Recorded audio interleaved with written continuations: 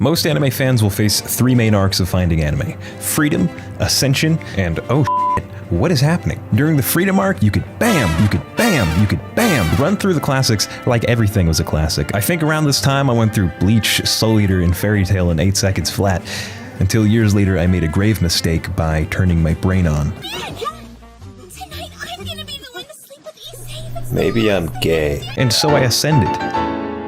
During the Ascension arc, you begin to look at stuff a little bit more critically, and instead of wasting time on a bad anime, you search for higher quality stuff. My anime list, YouTube top 10s, and forums are to this day a passable way for finding new stuff. One issue: anime fans are the ones making these lists. They're the ones rating things and making top 10s. And anime fans think everything is good. I have exactly zero faith in what these animals have to say. Every top 10 will have the most glowy, spectacular, wondrous thumbnail in the world, and the dumbest shows you've ever seen, or extremely popular shows you've already seen. Shall we mosey on over to my anime list? Oh, Ass Class seems to be rated an 8.52. Surely Berserk wouldn't be. Okay, it's old. Okay, it's morbid. Okay, it's slow. These are in the same tier as Ass Class Season 2. How do I find good anime? What is wrong with society? How do I find good anime? Oh shit, what is happening? The point where this pops into your head is the moment where you begin to realize a lot of shows are overvalued, and there's just so much new stuff coming out, it's almost overwhelming. You have to try out all this just to find one or two things worth watching this season? I can't trust these ratings. The dude on YouTube don't even talk about the goddamn show that they used in the thumbnail. It's annoying for many. Some stop watching anime thinking they've seen everything. I read all the manga like 2 years ago, so that suck of shit has nothing to do with me. It's like a cheat code. I know all the good shows before they even come out, and I want to share it with you because it makes me happy. Yes, because it's fun, yes, but because it makes me money. Here's what's gonna happen. I've got a list of shows for you to try out that I actually had to think to put together. Try out the summary for every show. You might stumble upon something that sounds really interesting, or you can even skip a... Wow!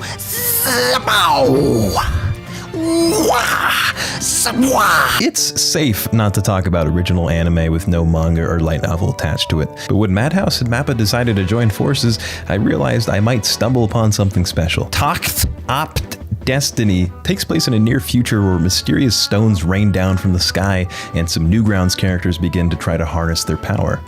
More time passes, and different stones fall from the sky along with deadly monsters that terrorize Earth.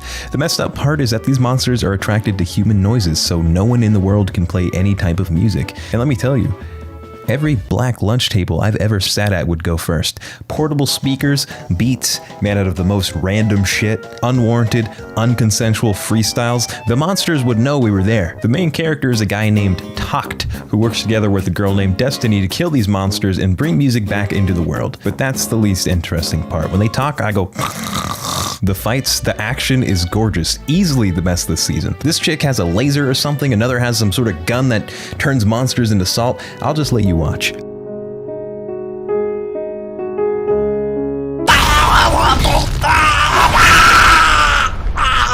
The voice acting's pretty good, the music is of course nice, and while the story isn't great, it's tolerable so far. 3 episodes in, I don't think the show is going to be a classic, but definitely something to watch. See if you like it and report back.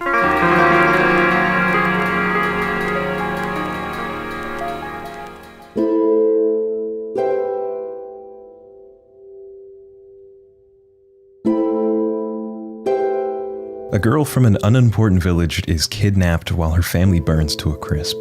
Shipped and packaged for these men's enjoy. Damn! I'm not saying they should have burned that village. I'm just saying I understand. Hey, so there's a slave auction where anonymous aristocrats are buying women. They each step up to advertise their bodies to the men. No injuries, no cavities, let's bid. This girl takes note of all their sick gazes, pulls out a gun and fucking shoots a guy in his chest. Blam! Blam!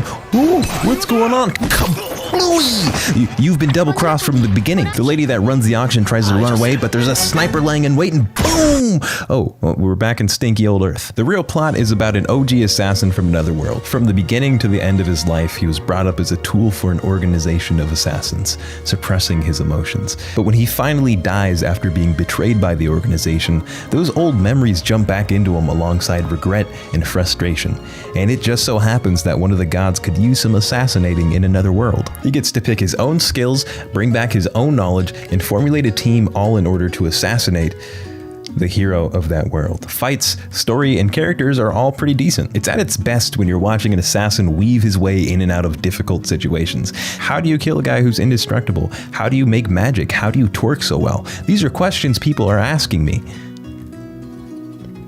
But also things we see the main character create unique answers for. You've probably seen a million isekai by now. This show is fun because of the main character's approach and expertise inside of that stupid world we keep seeing. He essentially has to snake his way into the hero's inner circle to find a way to kill someone who should be invincible. This show is more entertaining than the Slime and Shield ones when it's not being stupid. The story does get a bit distracted. He goes undercover and invents skincare, or the time when his mom lays by his bedside to watch his morning wood go up, or this, like, yuck. This isn't why I'm watching. I'm here for the assassin stuff, the magic fights where the main character chains together an extremely smart combination of magic that you never would have thought of, which is why I'm extremely happy with the adaptation so far. A lot of the stupid stuff has been cut through like butter with these first 2 episodes. From what I can tell so far, the anime loosely follows the manga and is handling the story in a much more mature way by fleshing out the characters and removing the nonsense. This adaptation has a very bright future, and I hope the rest of the episodes don't disappoint me. Now get a pen out for the title. The world's finest assassin gets reincarnated in another world as an aristocrat.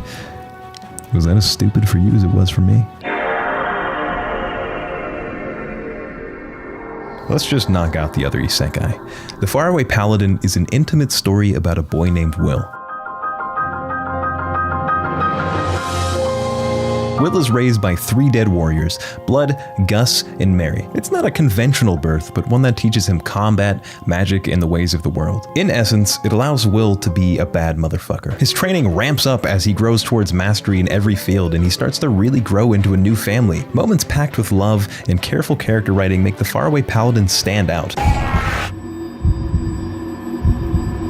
There's little clues that something's off about these 3. Usually nothing obvious, but enough to make you feel uneasy. The Faraway Paladin is different than a lot of stuff I see coming out. There's amazing fights, the world is deep, I love these characters. It's different because it has intelligent storytelling. There's only 1 episode out as I'm writing this, so beware that anything is subject to change. But as someone who talked about the story 3 years ago, it's beautiful, dude. Check out the first episode. I'm sure people are going to be talking about this one all season. And you're going to be talking about NordVPN all week once I'm done with you.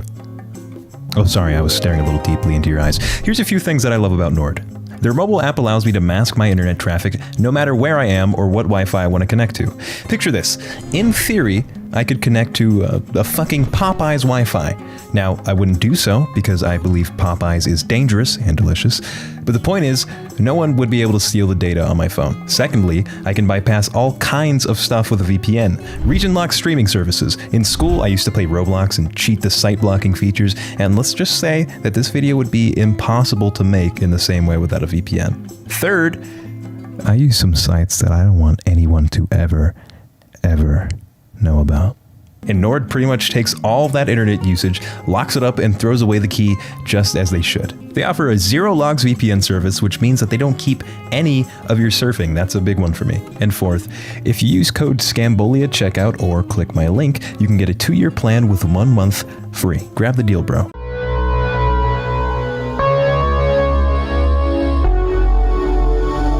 14 years later, Platinum End is digging out that classic Death Note style, because it's written by the guy who made Death Note. Mirai's parents died in a freak accident, leaving him in the custody of his aunt and uncle. They turn him into a slave who endures starvation, constant beatings, theft, and so on until he reaches his breaking point.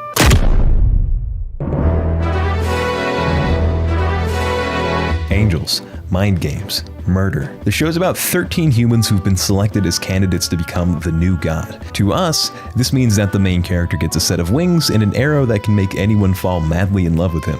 To Mirai, this means he's been given life, and to others it means, was it 14 bitches at the same time? But once that excitement dies down, it slowly sinks in that there's an easy way to beat the other 12 contestants and become god.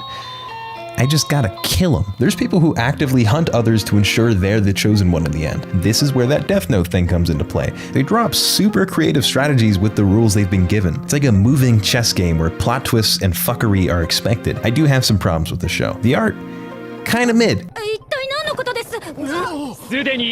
What the fuck? You got that classic anime character going crazy shot?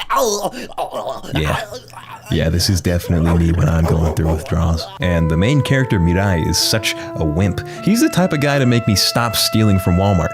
Fuck you, and fuck these people, Mirai. It's insured. I can't keep letting personal matters into my videos, I apologize. But there seems to be a distinct lack of polish compared to Death Note in many areas. There's a few goofy plot points, including the villain's backstory, but don't let that dissuade you from trying it out. It's on this list because I think it has a lot of potential. I had a ton of fun reading up on it, and I can't shake the feeling that the story's building up to a dreadful conclusion. Although the anime adaptation seems a little shaky, if that doesn't end up being good, you still get a really entertaining manga out of it, so check out the first episode and let me know what you think.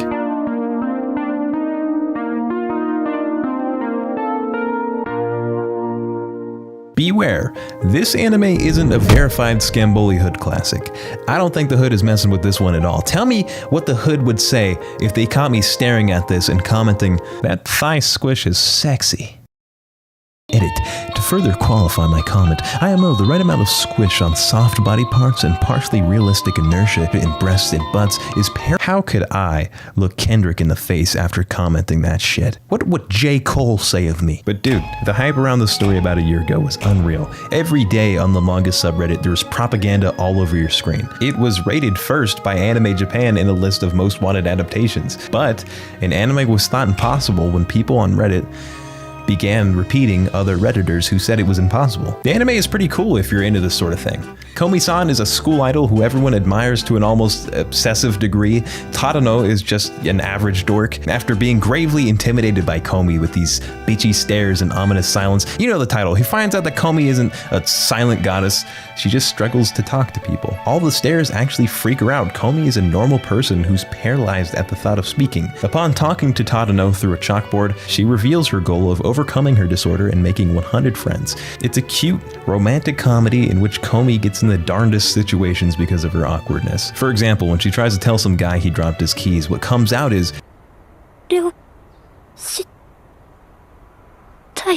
and in the mind of a manga person, this gets translated to, "Last time some retard did this to Najimi, I murdered him using nothing but the keys to his spare house." And that's how she earned a new friend. In the anime, there's a really high commitment to the bits. I'm usually pretty stone-faced watching anime, but I gotta admit the level of detail in these jokes is kind of funny. The story is told in a slice-of-life type format where nothing important really happens, but that's okay. You're watching to see the relationships of all the characters slowly beginning to bloom, and Komi's flustered reactions to it all. You're also watching because she's thick as sludge. Notice how I said, you're watching.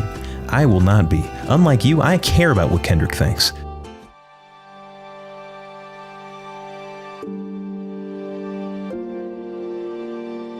Blue Period is a lot of things for me. It's inspirational, ambitious, beautiful. The main character Yaguchi is good at everything. He's social, good looking, and has grades good enough to get into any school he wants. But even then, he lives in a gray world parading behind a mask.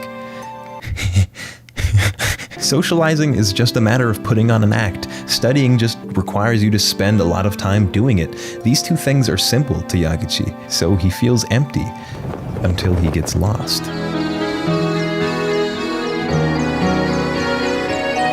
Nope, we're back to shitty high school time. He's carrying his drunk-ass friends around like one might do with a Hispanic elder at a house party. Shout out to Uncle Angel. On the way home, he looks up at the sky and sees Shibuya in a new light.